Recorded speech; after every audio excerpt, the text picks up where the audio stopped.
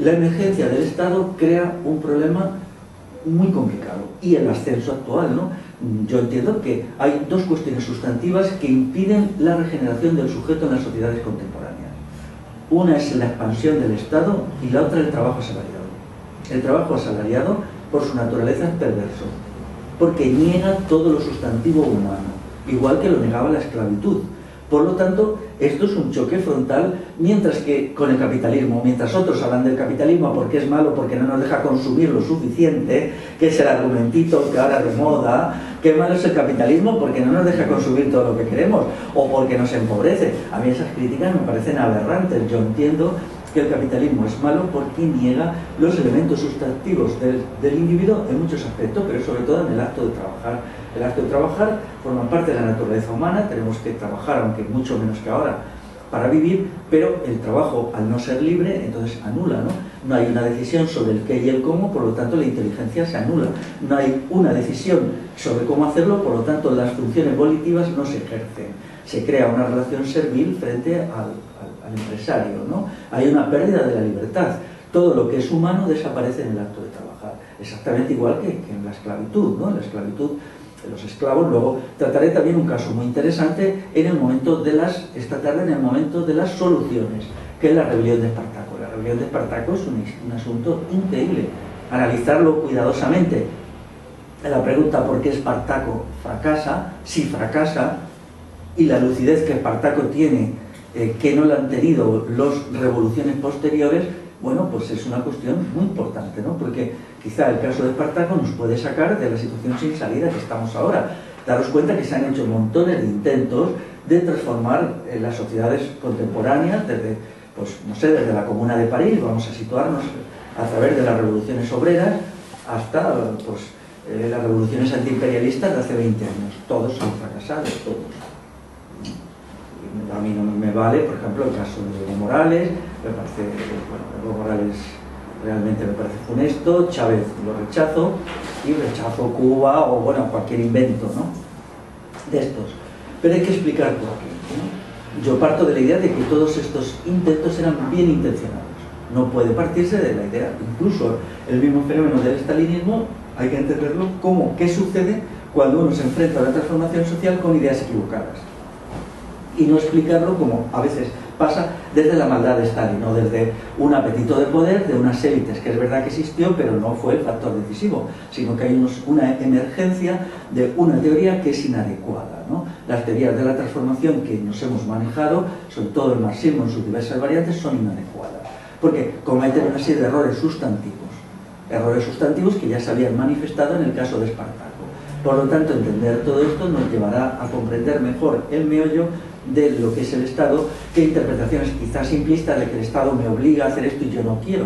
Eso es una parte legítima, ¿no?, pero no es el todo, ¿no? El Estado es mucho más que eso, y es lo que yo entiendo que se debería de poner, ¿no? Incluso, claro, para mí fue muy agradable cuando estudié la emergencia del capitalismo, llegué a una conclusión diferente a la del marxismo. El capitalismo es una creación del Estado, eso es, aquí ya se había dado, y sobre todo en Inglaterra, la flota inglesa necesitaba elementos para el combate que los crea la industria, y esa industria es la que explica la revolución industrial.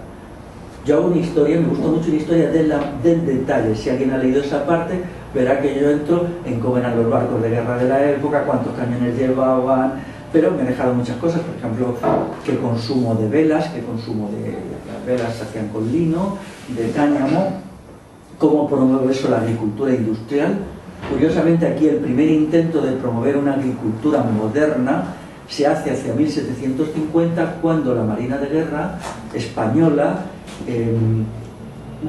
declara que pagará a precios muy elevados el lino y el cáñamo para los barcos. Entonces, inmediatamente, en muchas zonas, por ejemplo en Granada, se abandona la agricultura de semi-autoconsumo para plantar grandes cantidades de lino y cáñamo, que luego se vendían a precios remuneradores a la Marina de Guerra. Eso es el primer caso comprobado de que se está introduciendo un sistema productivo capitalista en la agricultura. Bueno, el primero es la mesta, que está también ligada a los apetitos imperiales de los Austrias, los Habsburgo, para conquistar Europa. Entonces la mesta que es una aberración, ¿no? No sé si entendéis esto, ¿no? No todo lo antiguo es bueno, ¿no? La mesta es una aberración, porque convierte el ganado en sí productor de una única cosa, que es la lana, ¿no? Cuando antiguamente el ganado producía no solamente lana, carne, piel y sobre todo estiércol. Ya la mesta no valora el estiércol, con lo cual se empieza la erosión de los suelos, ¿no? Pero detrás de ello hay un proyecto, porque claro, la lana ¿a quién servía? Al Estado castellano, con los impuestos tan fuertes, para pagar sus guerras y sus proyectos expansionistas. Si vemos, hay detrás un proyecto militar, ¿no? Y bueno, pues esto va sucediendo. Incluso el primer intento de convertir el bosque alto de la península ibérica en mercancía, en semi-mercancía todavía, es la ley de la Marina de Guerra, que convierte muchos bosques, los expropian a las comunidades rurales para sacar de ellos la madera que necesitaban para los barcos de madera grandes, ¿no? Desde el año 1760, esto lo explico. Por lo tanto, para mí fue muy agradable comprender que el capitalismo históricamente se tiene que explicar a partir de los intereses estratégicos de los estados en el terreno económico. Esto, claro, diferente es de Marx, cuando Marx explica más bien un poco el capitalismo como algo que sucede, ¿no? Como una tendencia espontánea. Yo creo que no, ¿no? Si estudiamos aquí la época de los Reyes Católicos, con la fusión ya de las dos coronas, encontramos un Estado muy potente, ¿no? Un Estado muy potente, con fines expansionistas ya. O sea, el objetivo de la boda entre él y ella era básicamente crear un poder militar que pudiera ser hegemónico en Europa y luego en América, ¿no? Eso es el proyecto que se desarrolla, básicamente, ¿no?